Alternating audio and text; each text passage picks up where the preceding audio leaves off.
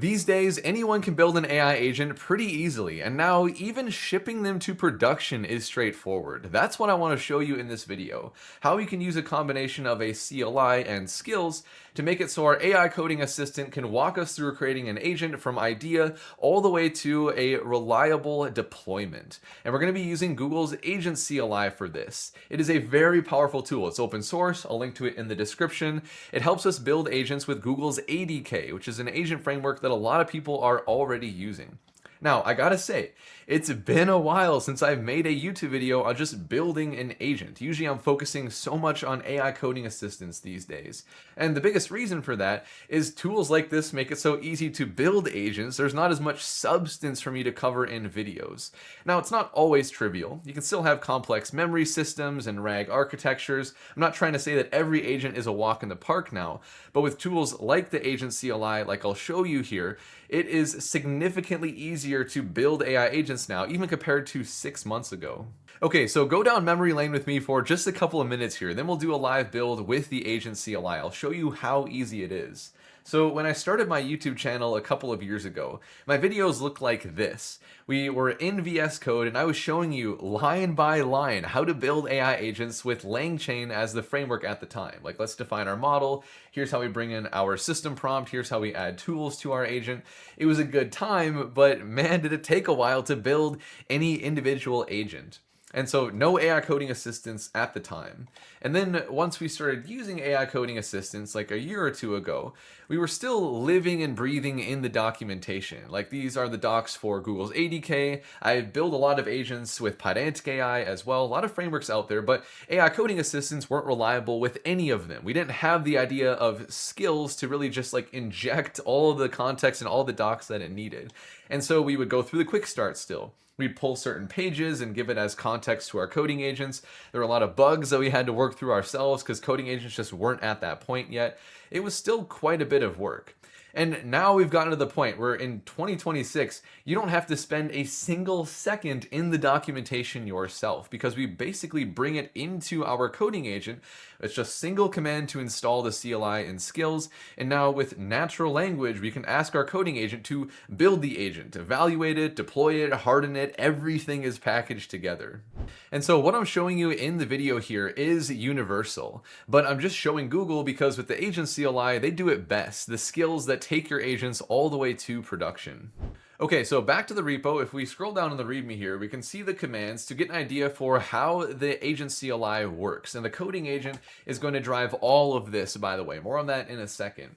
So we have commands to scaffold the project, evaluate the agent, we can run a single prompt against the agent, we can even optimize the prompts based on our eval data. So there's self-iteration built into this as well. And we're not going to run any of these commands ourselves. We're going to let our coding agent do all of it. So you can think of the CLI as the capabilities that we're giving the coding agent. It can just run all of these commands. And then the skills that ship with it tell the coding agent how to use the CLI. That's what makes the combination so powerful. The CLI is the capability, the skills are the instructions. And so, for example, one of the skills that ships with Google's Agent CLI is the instructions for how we actually write the code for the AI agent. This is where we really have all of the documentation, like the Google ADK documentation, baked into our coding agent through this skill. That's why we never have to go to the documentation or even reference it for our coding agent. It's super cool. So going back to the list of skills, every stage of building an agent that we have CLI capabilities for, we have a skill to go along with it, so your coding agent knows how to drive the entire process end to end, only following your instructions and your spec. And so this is what I love about Google's Agent CLI. There are a lot of frameworks out there that have skills to help you build agents, but they don't take it as far as going to your deployment and even production observability, for example. This is why I love the Agent CLI. And so I am working with Google to bring this video to you. It's an honor to even say that, but this is legitimately what I'm building with right now, because the ADK with the Agent CLI allows me to go to production so easily. So let me actually show you that now. Let's build an agent and get it all the way to deployment. So the way to get started with the Agent CLI, like we saw earlier, is to run this single command to install the CLI and skills. And then we can get into just asking it to build any AI agent. But I'm not even going to run this command. I'm going to take it upon myself as a challenge here to build and deploy the entire AI agent without running a single command in the terminal myself. So I'm going to go straight into Claude Code here. I'll use my speech to text tool and I'll say, I want you to search the web so you know how to install the Google Agents CLI, and then I want you to install it in this project here. All right, cool. So we'll go ahead and send that off. I'll come back once we have everything good to go. All right, and 30 seconds later, we have the Agent CLI installed with all of the skills as well in my .claude folder. If this was another coding agent, it would be somewhere else, but this does work with any AI coding assistant as long as it supports skills. So now I'll go in a new Claude Code session. I'll do /skills. You can see that all of them are loaded here to build the agent, deploy it, etc. And then I'm going to copy a prompt that I have off camera just to save a bit of time here and paste it in. I'm telling it to use the installed ADK skills to build an ask your data agent. So this is just something simpler for a demonstration here, but the user gives a CSV and a question, and it's going to write Python code. So it's going to do code execution to answer our questions over the CSV. And I'm specifically choosing code execution here because this is one of the things that you have to do in isolation. It's actually a bit of a challenge to really make that reliable when you have an agent deployed to production. And code execution is one of the things that Google takes care of for us when we deploy it to the cloud using the skills here.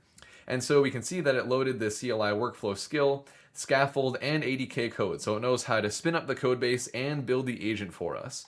Now, for the sake of speed, I am just jumping right into the build. I'm doing a little bit of vibe coding here.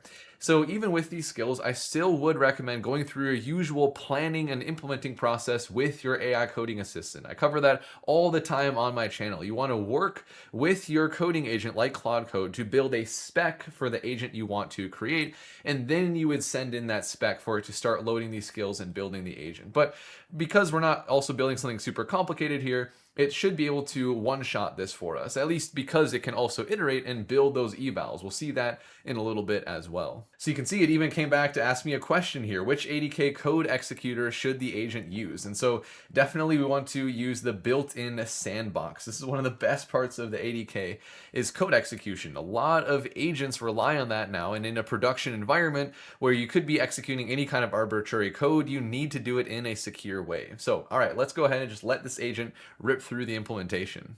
All right, so while the AI agent builds, there's an elephant in the room that I have to address here. I can't leave this out of the video. So many people ask me about this. They say, hey, Cole, if we have coding agent SDKs now, why should we even use a framework like Google's ADK or Pydantic AI or LangChain, all these more quote unquote traditional frameworks? I know it's kind of silly even calling it traditional, but they are a lot older than these coding agent SDKs, these really powerful harnesses that give us a ton of capability right out of the gate, the same capabilities used in these AI coding assistants. Because you can build some very powerful AI agents on top of things like the anti-gravity SDK. But the thing is, those more traditional frameworks, they're still really important when you want to ship your agents to production. And so let me just break it down nice and simple for you. A lot of people are using coding agent SDKs to build their own second brains or agentic workflows that they run themselves. But the problem with these tools is, yes, they're really powerful, but that comes at a cost. It's a lot less token efficient to use these SDKs, and you're going to get slower responses. And so for anything you're running yourself, like your second brain, where you care more about the output quality over the speed and the cost, these are fantastic. I've built my own second brain on top of these coding agent SDKs. But anything where you're building an agent into a platform, anything going into production, it's almost always more ideal to build with a framework like Google's ADK because it's something a lot more minimalistic, right? You're building an agent from the ground up. You get to control the prompting and all the tooling. And so you can make it so it's very token efficient and very fast. There's a lot of research out there that tells us that if there is a customer on a platform and they don't get a response, or at least that first token within 4 seconds, commands from your agent, they're just going to leave, or at least there's a super high chance that they're going to leave. So we need our agents to be fast and lightweight if we really want to scale them in a platform. That's what this video is really showing you how to do. Using one of these frameworks like the Google ADK, we're using the Agent CLI to build an agent that can scale incredibly well. We're going to deploy it in an environment that can immediately be used by even millions of people. All right, and 5-10 minutes later, we now have our agent. And I even asked it to tell me what it did with the Agent CLI. So we get an overview of the different commands that it ran. It didn't do anything with evaluation or deployment yet, because we'll do that in a second. I'll end the video quickly with that.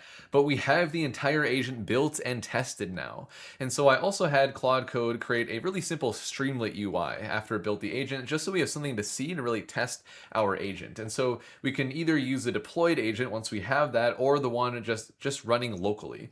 And so I can upload a sample data set that I had it generate. I know a lot of this is pretty trivial, but I don't want to convolute things with a really complicated example. So just keeping it nice and simple. And so the question here is, what's the median revenue per order and which row is the biggest outlier above the mean? And so it's going to right now create the code, run the code, and then give us the answer in just a second. And there we go. The median revenue per order is $1,348.65. And the best part about this UI, and this is what the agent communicates back to us as well, is the exact code that it wrote in order to do this calculation. So it loaded in the data. It was small enough where I guess it just wrote the CSV in line. Obviously it could read from the file as well, and just using pandas to get us the answer, printing it out. So very, very cool. That is how we got our answer. So now it's time to take this agent further by evaluating it, refining the prompt, and getting it deployed.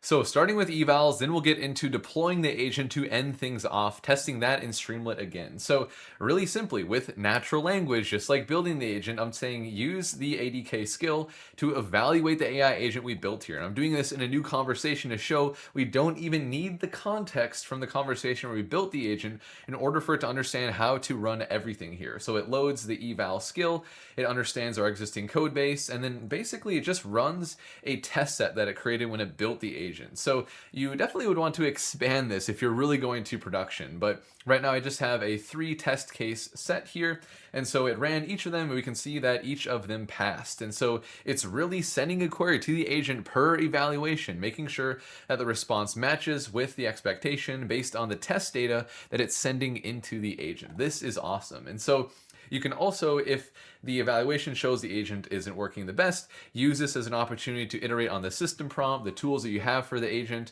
get it to the point where it's ready for deployment. And now to deploy this agent, all we have to say is deploy this agent, right? Like that simple. It's going to load the skill. It's going to go through the full process, getting this deployed to the Google Cloud. You might have to do some kind of authentication and set up a project in Google Cloud, but it'll even walk you through all of that, show you the steps to take, the commands to run if you need to set up things completely from scratch. Obviously, I already have a lot of this set up in my environment as I was prepping for this video, but yeah, overall, it's really straightforward.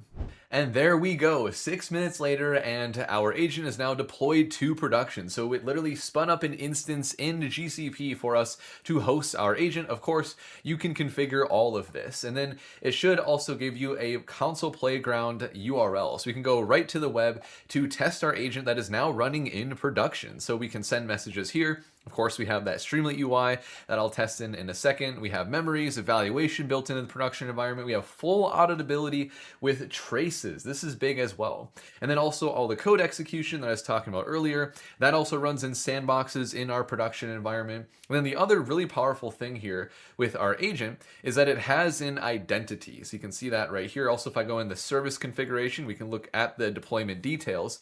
And so we can set permissions for our agent, just like you could another user or a service account. We can also track our traces per agent, per user as they're using our agents.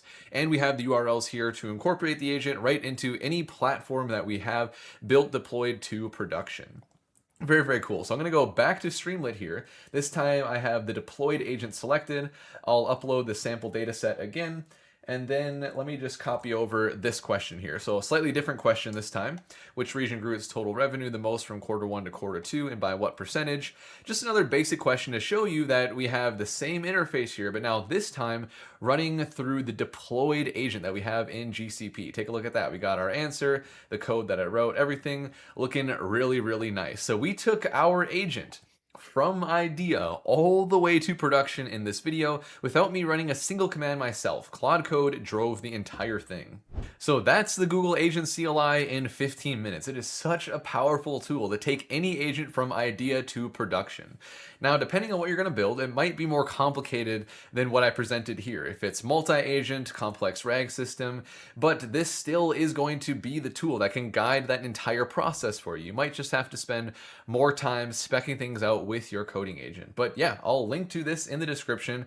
Just try it out, build an agent and just see how easy it is these days, even compared to just a year ago. And so if you appreciated this video and you're looking forward to more things on AI agents and AI coding assistants, I would really appreciate a like and a subscribe. And with that, I will see you in the next video.